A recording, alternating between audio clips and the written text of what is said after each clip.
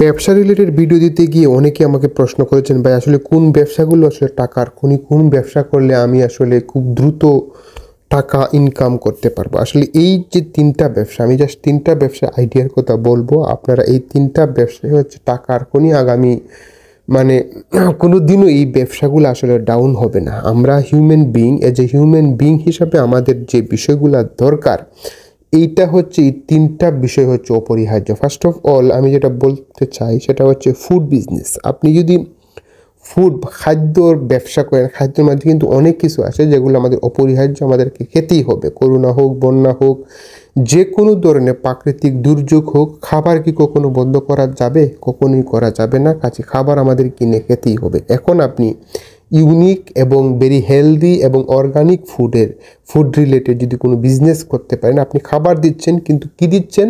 খুব ভালো মানের খাবার আপনি কি করতেছেন? প্রোভাইড করতেছেন আপনার ক্রেতাদেরকে। কাজেই এটা হতে পারে আপনার একটা ব্যবসার একটা ক্ষেত্র, ব্যবসার একটা আইডিয়া। আপনি এখন চুজ করেন যে কোন ব্যবসাটা, কোন খাবারটা সেটা আপনার সাথে মিলে, বা আপনার বাসায় বা আপনার আশেপাশে বা আপনি যে অঞ্চলে আছেন সেই অঞ্চলে এই খাবারটার মানে জনপ্রিয়তা বেশি, বা এই খাবারটার অ্যাক্সেস বেশি, খুব বেশি পাওয়া যায়, যেটা যোগান দেওয়া আসলে সম্ভব। আবার অনেকে আছেন খুব রেয়ার খাবার নিয়ে, যেমন অনেক ধরনের ফ্রুটস আছে, তিন ফল, এরকম আরও অনেক ধরনের ফলের বিজনেস করে কিন্তু কোটি কোটি টাকা রাতারাতি ইনকাম করেছেন। কেননা এই ফলগুলা আসলে মানে বাজারে অ্যাভেলেবল না, এগুলো হয়তো এক্সপোর্ট করেন, অথবা অনেকে আজকাল অনলাইনের মাধ্যমে শিখে টবেও অনেকে কি করেন, স্ট্রবেরি চাষ করেন, মাশরুম চাষ করেন, সেগুলা কিন্তু বিক্রি করেন একটা পেজ বানিয়ে। দেখেন ব্যবসা কিন্তু আজকাল অনেক সহজ হয়ে গেছে, যদি আপনার সদ ইচ্ছা থাকে। ইচ্ছাটাই হচ্ছে এখানে যথেষ্ট, আমি মনে করি। আপনি যদি ইচ্ছা থাকে আর আপনার যদি মানে প্যাশন রিলেটেড, আমি এর আগেও ভিডিওতে বলেছিলাম, যদি কেউ না দেখে থাকেন এই ভিডিওটা আপনি দেখে নেবেন, how to start your own business, কীভাবে আপনার ব্যবসা শুরু করবেন। এটা একটা দুর্দান্ত ভিডিও। এই ভিডিওটা না দেখলে আপনি এখনই এই ভিডিওটা পজ করে ওই ভিডিওটা দেখে দেন এই ভিডিওটা দেখতে পারেন বলে আমি মনে করি। তো এই তিনটা ব্যবসা হচ্ছে টাকার খনি। একটা হচ্ছে ফুড রিলেটেড, আপনি বিজনেস, যে বিজনেসই যান দেখবেন আজকাল স্ট্রিট ফুড বিক্রি করেও কিন্তু লাখ লাখ টাকা মাসে আর্ন করা সম্ভব। কিন্তু আপনি 10 লক্ষ টাকা ঘুষ দিয়েও কিন্তু 1 লাখ টাকা চাকরি পাবেন না। হ্যাঁ, আপনি 2 নম্বরই করেন সেখানে করতে পারেন, সেটা তো হালাল না ভাই। আপনি ব্যবসা করবেন মানে কি হালাল রুটি রুজি, হালাল 1 টাকাও হচ্ছে অনেক কিছু। তো 2 নম্বরে আমি যে বিষয়টা বলতে চাই সেটা হচ্ছে হেলথ রিলেটেড। আজকাল দেখবেন ফার্মেসি, পাড়ায় পাড়ায় ফার্মেসি। কেননা আমরা যে খাবারটা খাচ্ছি সেটা কিন্তু অর্গানিক না, সেটা হচ্ছে যে রাসায়নিক, তারপরে হচ্ছে কেমিক্যাল মিশ্রিত খাবার খেয়ে আমরা অনেকেই কিন্তু বিকলাঙ্গ হচ্ছে, আমাদের রোগে সুখে ভুগতেছি। কাজেই অনেক মানুষ দেখবেন ডায়াগনস্টিক সেন্টার খুলে রক্ত পরীক্ষা, এক্স-রে, বিভিন্ন ধরনের পরীক্ষা, আপনি ডাক্তারের কাছে গেলেই তো এইসব মানে কিছু মানে একদম কমন পরীক্ষাগুলো আছে, সেই পরীক্ষাগুলো হচ্ছে। এখন দেখবেন পাড়ায় পাড়ায় মুড়ে মুড়ে প্যাথোলজির দোকান, ডায়াগনস্টিক সেন্টার হয়ে গেছে, হ্যাঁ, ফার্মেসি হয়ে গেছে। কাজে এইগুলো কিন্তু খুব ভালো মানের প্রফিটেবল বিজনেস। আপনি সেই বিজনেস যদি আপনি ভালোবাসেন, আপনার প্রফেশনের সাথে যদি যায়, তাহলে আপনি সেই সব বিজনেস কিন্তু শুরু করতে পারেন। আপনি যদি ফার্মেসি রিলেটেড কোর্স করতে পারেন, আপনি প্যারামেডিক কোর্স করেও কিন্তু গ্রামে চিকিৎসা দিয়েও, আমি অনেক মানে গ্রামে যাই আমার বিজনেস পারপাস রিলেটেডে, তো অনেক ডাক্তারের সাথে আমার পরিচয়। জাস্ট প্যারামেডিক 3 মাসের কোর্স করেছেন, তারপরে ফার্মেসি দেওয়ার জন্য যে অনুমোদন লাগে ফার্মেসি কাউন্সিল থেকে উনি 1 মাসের একটা কোর্স করেছেন প্রতি শুক্রবারে, মানে 4 দিন 4টা ক্লাস হয়েছে। তারপরে উনি পরীক্ষা দিয়েছেন, পরীক্ষায় পাশ করেছেন, ফার্মেসির দেওয়ার অনুমতিপত্র পেয়ে গেছেন। তো এইটা করেও উনি দেখা গেছে প্রেশার মাপতেছেন, সুগার কি বলে ডায়াবেটিস মাপতেছেন, মেপে কিন্তু উনি বাস 100-200 টাকা এখান থেকে নিয়ে নিচ্ছেন, ওষুধ দিয়ে দিচ্ছেন আরও 200-300, মোটামুটি 10-12টা রুগী হয়ে গেলেই ওনার প্রতিদিন 5 থেকে 7,000 টাকা। 5 থেকে 7,000 টাকা মানে কি 30 দিনে কিন্তু 1.5 লাখ টাকা, ঠিক আছে, 3-5-15।